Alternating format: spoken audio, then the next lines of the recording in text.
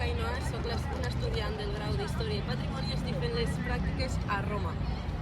La història de les pràctiques és una proposta del Centre Latinitatis Europeae que vaig trobar en un grup a Facebook dels participants de Ciceronianum Arpino, i jo soc una d'elles. Van començar a contactar i van decidir fer les pràctiques així. Les pràctiques consten de diversos punts, sobretot estudiar el llatí, practicar-lo més de lo que ja donem en la carrera d'història i llegir textos antics, transcribir-los i interpretar-los. És la paleografia.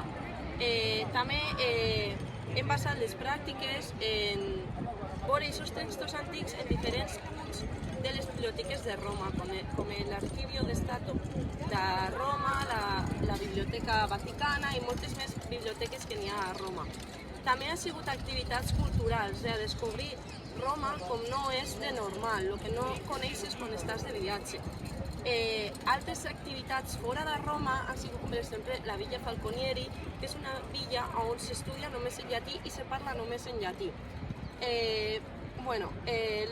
Les pràctiques consten de 20 hores setmanals que se divideixen en 4 hores, on donaven totes les activitats que vos he dit abans. Com estava comentant, les pràctiques s'han basat en estudiar el llatí i la paleografia, però la llengua de treball ha sigut l'italià. Un italià que jo ja havia estudiat gràcies als cursos de llengües de la UCI. Així en Roma aprens l'italià perfectament i comences a conèixer molta gent. La llengua d'estudi és l'italià, però així com consells que vos puc donar, l'allotjament és el millor és buscar-lo per Facebook, per grups d'Erasmus que n'hi ha a Roma, que ja després entres en grups de WhatsApp i comences a parlar amb gent. I per últim, la vida en Roma és caòtica però molt bonica.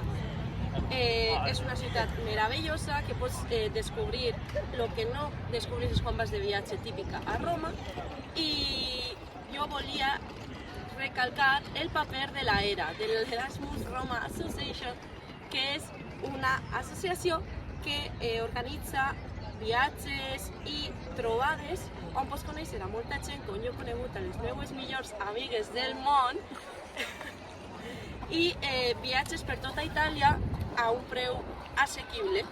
I aquesta és la meva experiència, espero que vos hagi servit. Adeu.